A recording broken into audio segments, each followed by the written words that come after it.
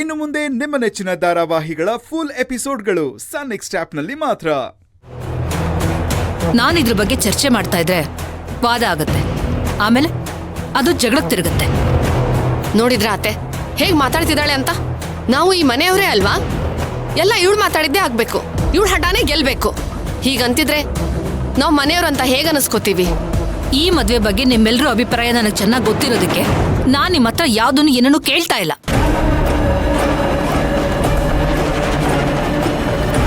ಹೇಳಿದ ಅರ್ಥ ಆಯ್ತಲ್ವಾ ದಯ್ಯ? ನಾಳೆ ತಾಂಬೂಲ ಶಾಸ್ತ್ರಕ್ಕೆ ಏನ್ ಬೇಕೋ ಅದೆಲ್ಲ ವ್ಯವಸ್ಥೆ ನೀನೇ ಮಾಡ್ಬೇಕು. ಆಯ್ತಮ್ಮ.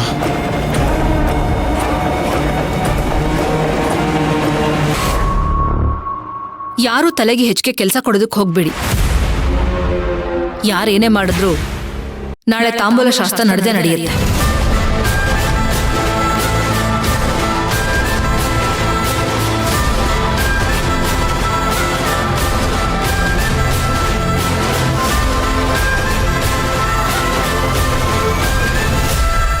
ತಾಯಿ, ಎಲ್ಲ ನಿನ್ನಿಚ್ಛೆ ಅಮ್ಮ.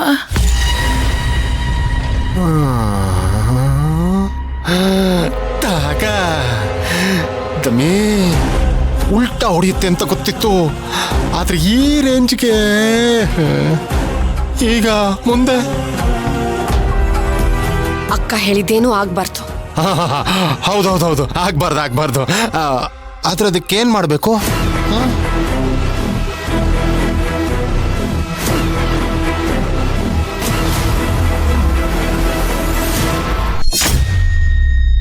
ಹೇಳ್ಬೇಕಾಗಿರೋ ಪರಿಸ್ಥಿತಿ ಬಂದ್ರೆ ಖಂಡಿತ ಹೇಳ್ತೀನಿ.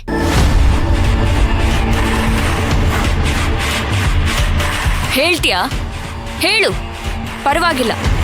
ನಿಮ್ಮ ಅಮ್ಮನ ಟೆನ್ಷನು ಇನ್ನೊಂದು ಸ್ವಲ್ಪ ಜಾಸ್ತಿ ಆಗತ್ತೆ ಅಷ್ಟೇ. ಪಾಪ ನೀನ್ ಕಾಣಿಸ್ತಿಲ್ಲ ಅಂತ ನೆನ್ನೆ ತಾನೇ ತಲೆ ಸುತ್ತು ಬಿದ್ರು. ಇನ್ನೂ ಈಗ ಏನೇನಾಗುತ್ತೋ.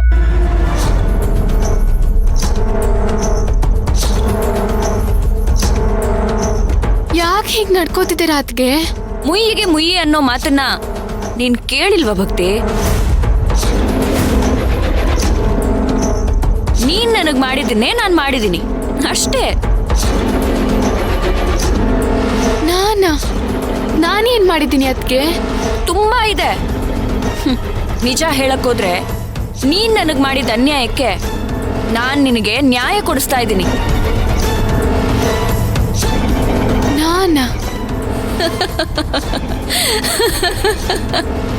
ಪಾಪ ನೀನು ನೇರವಾಗಿ ಹೇಳಿದ್ರೇನೆ ನಿನಗೆ ಅರ್ಥ ಆಗಲ್ಲ, ಇನ್ನು ಹೀಗೆ ಹೇಳಿದ್ರೆ ಹೇಗ್ ತಾನೇ ಗೊತ್ತಾಗತ್ತೆ?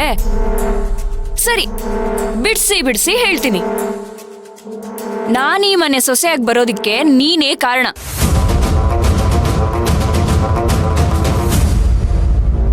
ಹೌದು, ಶ್ರೀಕಾಂತಣ್ಣ ಮತ್ತೆ ನೀವು ಪ್ರೀತಿ ಮಾಡ್ತಿದ್ರಿ.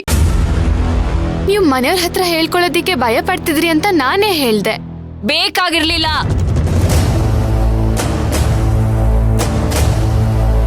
ನನಗೆ ಈ ಮದ್ವೆ ಬೇಕಾಗಿರ್ಲಿಲ್ಲ.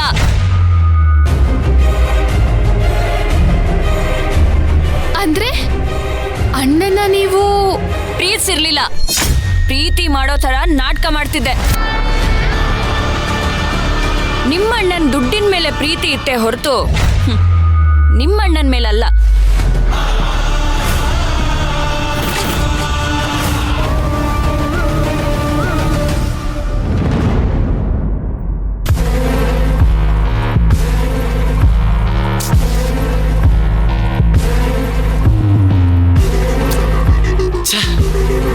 ಬರ್ತಾ ಈ ಮನೇಲಿ ನನ್ನ ವಾಚ್ ಕೂಡ ನನ್ನ ಮಾತನ್ನ ಕೇಳ್ತಿಲ್ಲ.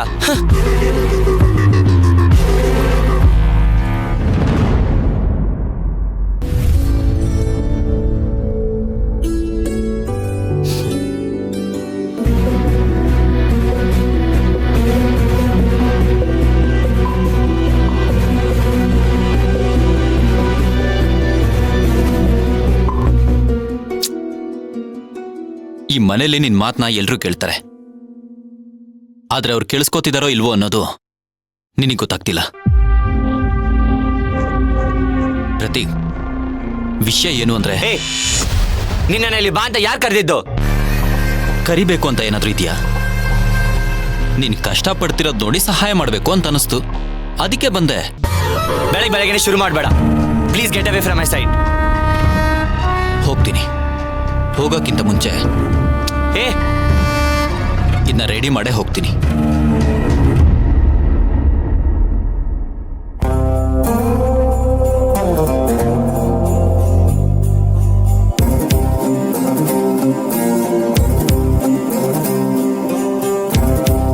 ವಾಚ್ ವರ್ಕ್ ಆಗೋದಕ್ಕೂ ಮನುಷ್ಯನ್ ಬುದ್ಧಿ ಓಡೋದಕ್ಕೂ ಶೆಲ್ ಮುಖ್ಯ.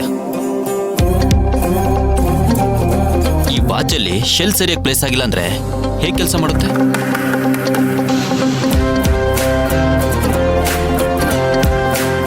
ಸಣ್ಣ ಕೆಲಸ ಎಷ್ಟೊಂದು ಟೆನ್ಷನ್ ಕೊಡುತ್ತಲ್ವಾ?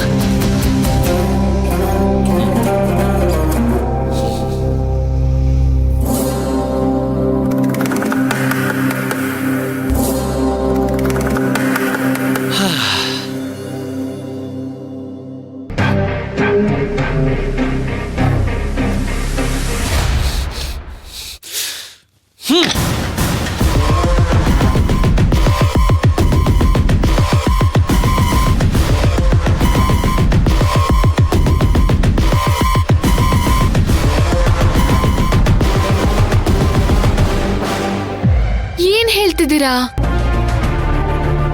ನಿಜ ನಿಜ ಹೇಳ್ತಾ ಇದ್ದೀನಿ. ನಿಮ್ಮಣ್ಣ ನನ್ ಜೊತೆ ಸುತ್ತಾ ಇದ್ರು ಮನೆ ಬಗ್ಗೆನೇ ಗಮನ ಇರ್ತಾ ಇತ್ತು ಅಲ್ವೇ? ನನ್ನನ್ ಪ್ರೀತಿ ಮಾಡೋನು ನನ್ ಕಡೆ ಗಮನ ಕೊಡದೆ 3 ಹೊತ್ತು ಮನೆಯವ್ರ ಬಗ್ಗೆನೇ ಧ್ಯಾನ ಮಾಡ್ತಿದ್ರೆ ಅಂತವ್ನ್ ಯಾಕೆ ನಾನ್ ಮದ್ವೆ ಆಗ್ಬೇಕಾಗಿತ್ತು? ಮೊದಲು ನಿಮ್ಮಣ್ಣ ಪ್ರೀತಿ ಮಾಡಿದ್ದೇನು, ನಾನ್ ಹೇಳ್ದಂಗ್ ಕೇಳಿದ್ದೇನು. ಆಮೇಲೆ ಬರ್ತಾ ಬರ್ತಾ ಒಂದ್ ಹೋಟೆಲ್ ಕರ್ಕೊಂಡು ಹೋಗೋದಿಕ್ಕೂ ಯೋಚನೆ ಮಾಡ್ತಾ ಇದ್ರು.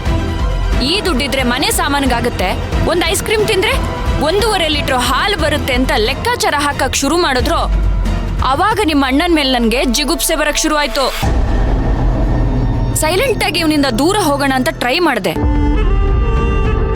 ಯಾರಾದ್ರೂ ತುಂಬಾ ಒಳ್ಳೆ ದುಡ್ಡು ಮಾಡಿರೋ ಹುಡುಗನ್ನ ನೋಡಿ ಅಬ್ರಾಡ್ಗೆ ಹೋಗಿ ಸೆಟ್ಲ್ ಆಗೋಣ ಅನ್ಕೊಂಡು ಏನೇನೋ ಪ್ಲಾನ್ ಮಾಡ್ಕೊಂಡು ನಮ್ಮಪ್ಪ ಈ ಮದ್ವೆಗೆ ಒಪ್ಪದೇ ಇರೋ ಹಾಗೆ ಬ್ರೈನ್ ವಾಶ್ ಮಾಡಿ ಇಲ್ಲಿ ಕರ್ಕೊಂಬಂದ್ರೆ ನೀನು ನನ್ನ ಶ್ರೀಕಾಂತ್ ಮದುವೆ ಮಾಡಿಸ್ಬಿಟ್ಟೆ.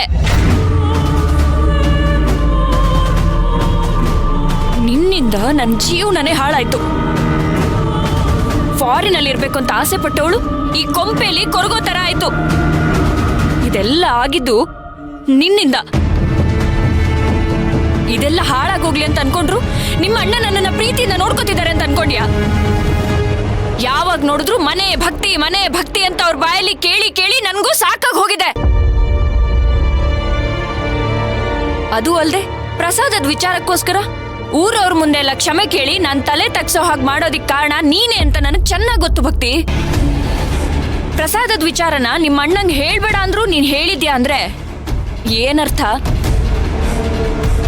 ಇಲ್ಲ ಅತ್ತಿಗೆ, ನನ್ನ ಅಣ್ಣನ್ಗೆ ಪ್ರಸಾದ ವಿಷಯನ ನೀವೇ ಹೇಳಿದ್ದು ಅಂತ ನಾನು ಹೇಳಲಿಲ್ಲ. ಸಾಕು, ನನ್ ಮುಂದೆ ಒಳ್ಳೆಯವಳ ತರ ನಾಟಕ ಮಾಡ್ಬೇಡ. ಇದನ್ನೆಲ್ಲ ನಾನಿವಾಗ ನಂಬೋದು ಇಲ್ಲ.